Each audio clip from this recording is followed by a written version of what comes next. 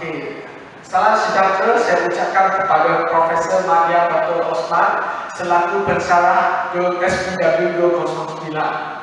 Hari ini kumpulan kami dari tutorial 2.9 akan membentangkan mengenai kajian kami, iaitu tajuknya ialah kajian penilaian impak dan outcome program skim pinjaman tekun nasional.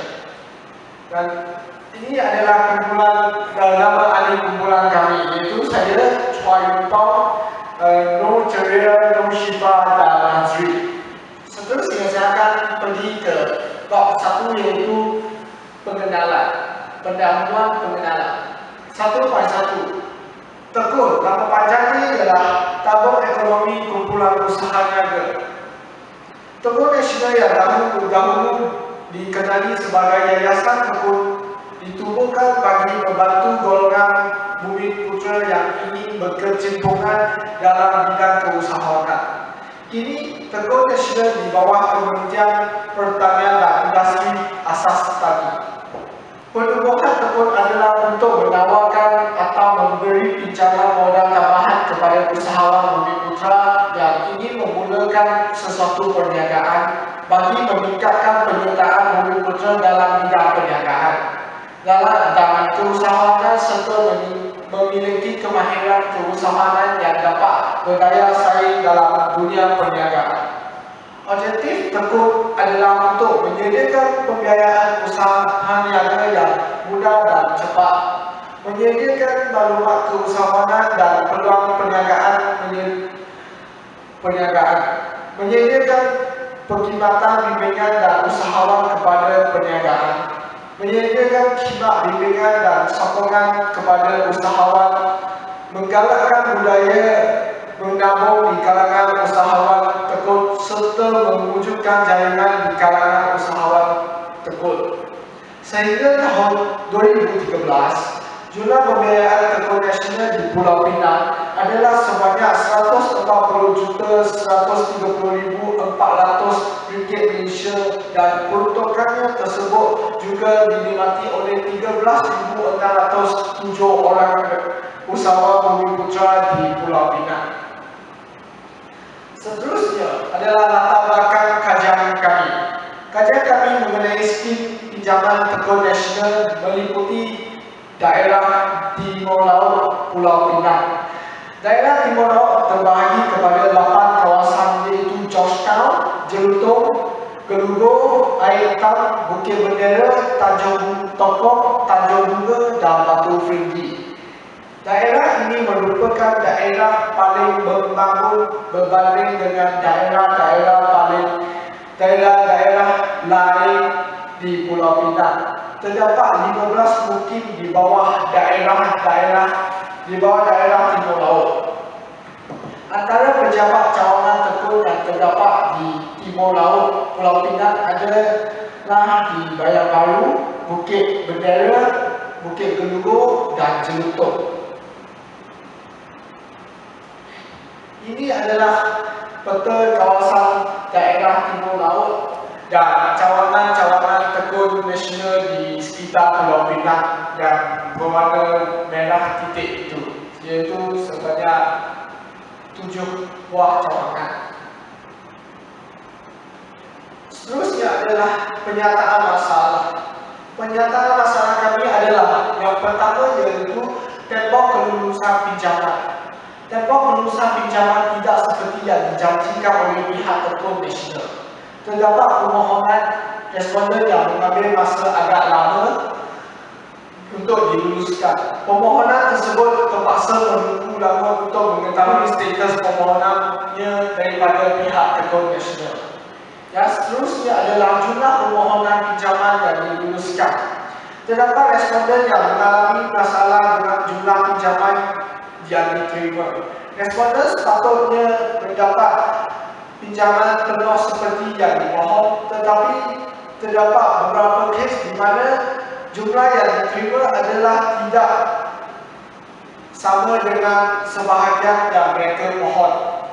Yang ketiga adalah faktor ketulusan dan syarat berat sebelah oleh pihak tekun. Terdapat segelintir responden terpaksa berulang kali membuat permohonan pinjaman kerana permohonan mereka sebelum ini tidak diluluskan. Hal ini disebabkan atas alasan faktor ketulusan dan syarat berat sebelah. 1.4 iaitu objektif kajian kami. Yang pertama, objektif kajian kami adalah mengkaji impak yang dirasai responden dengan wujudnya skim pinjaman tekun nasional dari segi 3K, iaitu kemapanan, keselamatan dan fleksibiliti kemudahan. Yang kedua adalah menganalisis sejauh mana keberkesanan skim pinjaman tekun nasional kepada perkembangan perniagaan serta kualiti kehidupan responden. Yang akhir sekali iaitu yang ketiga, menilai maklum balas dari responden terhadap tahap kepuasan skim pinjaman tekun nasional. 1.5 persoalan kajian kami iaitu mengenal pasti adakah penerima pinjaman tekun berpuas hati dengan kaedah pembayaran balik yang ditetapkan. Yang kedua ialah mengenal pasti adakah skim pinjaman tekun nasional dapat membantu perkembangan perniagaan mereka. Yang ketiga adalah mengenal pasti adakah objektif skim pinjaman tekun nasional bertepatan dan dapat memenuhi keperluan golongan usahawan Bumiputera. Yang keempat adalah mengenal pasti adakah peminjaan berpuas hati dengan jumlah pinjaman yang diterima, dan yang terakhir ialah mengenal pasti adakah pemohon berpuas hati dengan tempoh pemprosesan pinjaman. Okey, 1.6 kepentingan kajian. Kepentingan kajian kami adalah untuk mengetahui keberkesanan skim ini kepada penerima-penerima pinjaman di sekitar daerah Timur Laut Pulau Pinang. Yang kedua ialah mengetahui impak dan kesan skim pinjaman yang ditawarkan oleh Tekun Nasional ke atas golongan usahawan Bumiputera yang baru menceburi bidang keusahawanan. Yang ketiga adalah mengenal pasti kelemahan dan kekurangan skim pinjaman Tekun Nasional. Yang keempat adalah memberikan cadangan dan penambahbaikan kepada Tekun Nasional bagi mengatasi kekurangan skim-skim tersebut. 1.7 skop kajian. Skop kajian fokus utamanya adalah untuk menilai tahap keberkesanan skim pinjaman Tekun Nasional. Seterusnya, di daerah Timur Laut melibatkan 8 kawasan iaitu Georgetown, Jelutong, Gelugor, Air Hitam, Bukit Bendera, Tanjung Tokong, Tanjung Bunga dan Batu Ferry. Responden yang dipilih adalah seramai 30 orang yang mewakili setiap kawasan di daerah Timur Laut Pulau Pinang. Kami berusaha mendapatkan maklumat dan data daripada peminjam tekun di daerah Timur Laut Pulau Pinang tentang skim-skim yang ditawarkan. Berdasarkan maklumat dan data yang diberi, kami akan membuat penilaian outcome dan impak sama ada peminjam tekun mendapat manfaat sepenuhnya atau sebaliknya daripada program pembangunan usahawan yang dijalankan. Seterusnya saya akan menjemput saudari Nur Syifa untuk meneruskan pembincangan bab 2 iaitu metodologi kajian. Assalamualaikum dan selamat sejahtera kepada Prof. Okey, hari ini saya akan membentangkan mengenai bab 2 iaitu metodologi kajian. Okey, saya akan menerangkan apa itu metodologi kajian. Metodologi kajian adalah cara atau kaedah kajian tersebut yang perlu dilakukan untuk mendapatkan dapatan kajian dan keputusan kajian yang sahih. Okey, reka bentuk kajian kami adalah berbentuk kajian deskriptif, iaitu yang bertujuan untuk memberikan penerangan secara mendalam mengenai dapatan kajian yang diperolehi. Persampling. Kajian ini melibatkan responden di beberapa kawasan Timur Laut seperti Gelugor, Jelutong, Bukit Bendera, Georgetown, Air Hitam, Batu Ferry, Tanjung Tokong dan Tanjung Bunga, iaitu melibatkan seramai 30 orang. Kajian ini juga menggunakan kaedah persimpulan dan tujuan.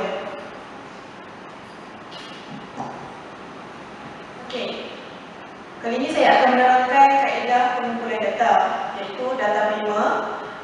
Data primer adalah data yang dikutip dengan menggunakan kaedah kerja lapangan, iaitu survey dan kaedah temubual. Okey, kaedah survey adalah pengkaji telah menemui peminjam skim pinjaman tekun nasional. Pengkaji iaitu kami sendiri telah mengedarkan borang soal selidik kepada responden yang berkenaan bagi menjawab soalan yang diletakkan. Manakala kaedah temubual adalah kaedah ini sangat membantu dari segi pengumpulan maklum balas cadangan dan penambahbaikan yang dilontarkan oleh responden. Selain itu, pengkaji turut membuat pegawai tekun nasional cawangan bayar baru. Okey, data sekunder. Data sekunder ialah data yang dikumpulkan daripada bahan-bahan yang telah sedia ada, dan data sekunder juga diperolehi melalui internet, iaitu mencari maklumat yang berkenaan di laman web seperti laman web laman rasmi tekun nasional, akhbar-akhbar tempatan yang menceritakan mengenai kejayaan penerima skim pinjaman tekun nasional. Okey, kaedah analisis data. Kami juga telah menggunakan perisian Statistical Package for the Social Science, iaitu SPSS, untuk memudahkan proses analisis data. Segala maklumat dan data yang diperolehi akan dimasukkan ke dalam SPSS dan seterusnya dianalisis oleh perisian tersebut. Bagi tujuan penganalisa data dan penterjemahan data, pengkaji menggunakan gambar rajah seperti carta pie, jadual serta graf bar untuk menerangkan dapatan kajian dengan lebih terperinci dan jelas.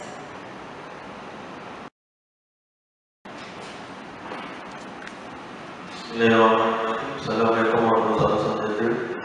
Kita akan melakukan analisis dapatan kajian pada skim tekun nasional.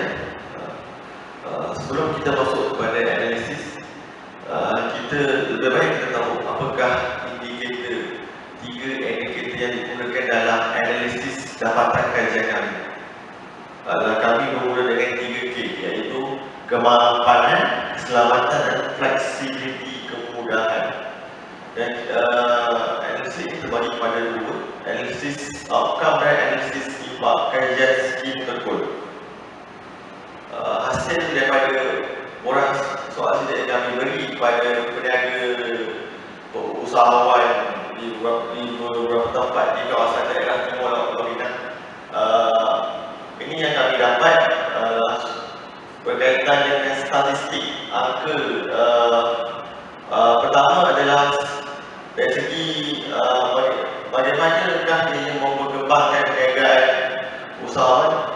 40% responden memilih 40% sangat setuju dan 60% bersetuju.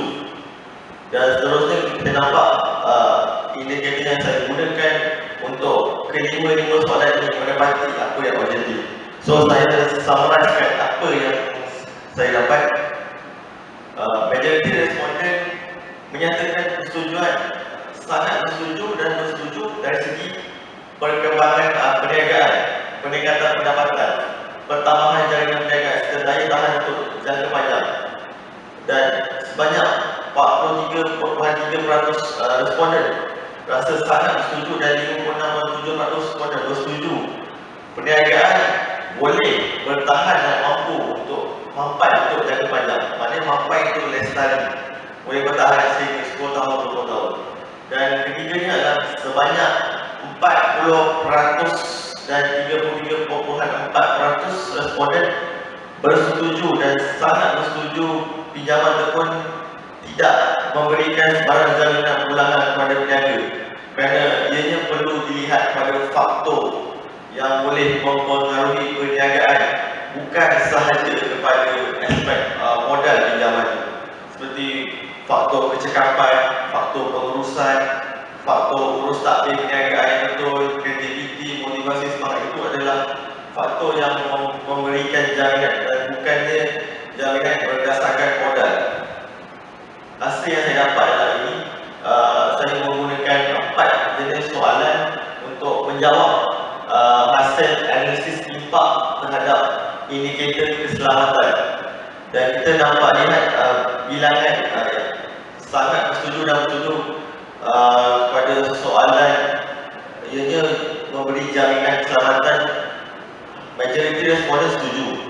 Melalui skim pinjaman tekun, risiko keselamatan mereka adalah kurang dan lebih stabil. Majoriti responden sangat bersetuju. Dan soalan ke-19, pinjaman tekun memberi keyakinan pada saya dari segi modal awal, menunjukkan purata responden memilih bersetuju sebanyak 63.3%. Dan kedua adalah kejayaan untuk pinjaman pertama memberikan keyakinan untuk membuat kumpulan pinjaman kedua memperlihatkan majoriti responden bersetuju. Dan huraian summary yang saya dapat daripada objektif kedua ini lah, majoriti responden bersetuju skim pinjaman tekun memberikan kelebihan dari segi jaminan keselamatan kepada peniaga daripada meminjam alung.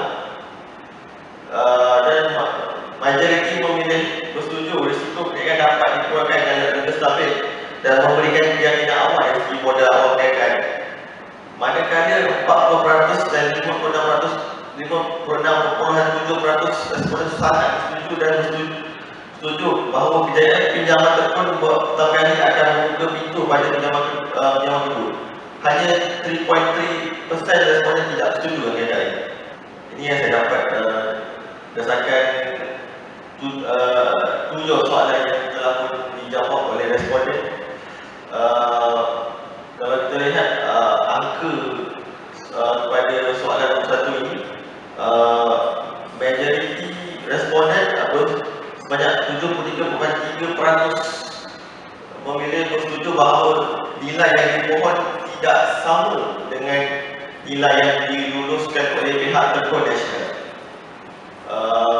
Dan angka yang kedua saya petik, kelulusan pinjaman tekun adalah cepat dan menepati jangkaan penerima. Majoriti responden tidak bersetuju kerana hampir 50% responden memilih sangat tidak setuju.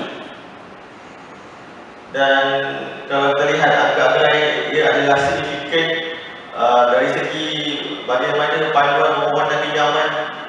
Responden bersetuju kaedah bayaran faedah rendah, jadual tempoh bayaran pinjaman tekun ditetapkan adalah relevan. Responden ramai setuju dan syarat permohonan pinjaman tekun adalah lebih mudah tidak memakai. Responden juga ramai setuju. Dan inilah huraian dari segi impak, dari segi fleksibiliti kemudahan. Hampir 50% responden seperti yang saya katakan tidak setuju dengan tempoh pinjaman tekun menepati jangkaan mereka. Majoriti 73.3% responden bersetuju jumlah pinjaman yang mereka mohon tidak sama dengan jumlah yang diluluskan. Dan akhir sekali, kebanyakan responden nyatakan setuju dari segi kaedah bayaran tidak menggunakan kaedah faedah rendah, jadual tempoh bayaran yang relevan serta syarat permohonan yang tidak sukar untuk dipatuhi. So sekian daripada saya. Assalamualaikum kepada Dr. Osman. Saya akan menggunakan bab 4, iaitu bab yang membincangkan cadangan penambahbaikan terhadap skim pinjaman tekun nasional. Terdapat beberapa cadangan penambahbaikan yang telah diutarakan oleh pihak pengkaji serta pihak responden kepada pihak tekun agar beberapa isu dan masalah ini boleh diatasi. Cadangan penambahbaikan bagi isu pertama iaitu isu yang berkenaan dengan tempoh kelulusan pinjaman skim tekun yang lama dan lambat serta tidak menepati jangkaan seperti yang ditetapkan. Cadangannya ialah pihak tekun perlu menetapkan tempoh waktu kelulusan seperti yang dijanjikan semasa permohonan dibuat. Maksud di sini ialah pihak tekun mesti tetapkan tempoh waktu kelulusan bagi satu permohonan tersebut dan juga pihak tekun mesti meluluskan permohonan tersebut dalam waktu yang telah ditetapkan. Baiklah, isu kedua pula, jumlah nilai pinjaman tidak sama dengan nilai yang dimohon. Okey, bagi masalah ini, cadangan yang telah diutarakan oleh pihak pengkaji dan pihak responden ialah pihak tekun harus memberikan justifikasi mengenai kerelevanan jumlah nilai modal yang dimohon berdasarkan jenis dan skala perniagaan. Maksudnya, pihak tekun mesti menyatakan jikalau jenis perniagaan seperti warung kecil, gerai berapa nilai modal yang relevan untuk pihak untuk pihak pemohon dan juga dia akan dapat berdasarkan mohon tersebut. Baik, untuk isu dalam masalah ketiga iaitu masalah berkaitan dengan tidak semua permohonan diluluskan kerana faktor keputusan dan syarat berat sebelah. Antara cadangan perbaikan daripada pihak pengkaji dan pihak responden ialah pihak tekun harus mempertingkatkan fleksibiliti dan keputusan syarat untuk memudahkan pelurusan pinjaman. Maksudnya pihak tekun harus melonggarkan syarat permohonan tersebut kerana kita sedia maklum bahawa tekun ini adalah untuk membantu golongan usaha putra. Jadi jikalau ada macam minor mistake dengan izin, mungkin pihak tekun boleh boleh melonggarkanlah dan meluluskan permohonan tersebut. Baiklah, setelah kami mengkaji kajian ini, antara kesimpulan kami dapat simpulkan ialah skim pinjaman tekun nasional memberikan impak dan outcome yang positif kepada penerima pinjaman skim tersebut. Dan rata-rata responden bersetuju dan amat berharap jikalau skim ini tetap diteruskan oleh pihak kerajaan. Hal ini demikian kerana skim ini telah memberi mereka manfaat yang besar bagi menetarafkan pembangunan sosioekonomi hidup mereka. Dan bukan itu sahaja Tekun Nasional juga telah berjaya mencapai sasarannya dalam melahirkan ramai usahawan putra yang berjaya dan bersaing di peringkat yang lebih tinggi. Namun demikian, terdapat beberapa cadangan penambaikan yang harus diikuti semula oleh pihak perusahaan Tekun Nasional dan pihak kerajaan agar tidak berlaku sebarang kesulitan pada masa hadapan. Di sini kami juga melampirkan beberapa gambar ketika kajian lapangan yang dijalankan. Ini kami sedang menemu ramah peniaga di Gelugor. Dan ini juga di Gelugor. Dan juga ini di kawasan Air Hitam. Sekian, terima kasih.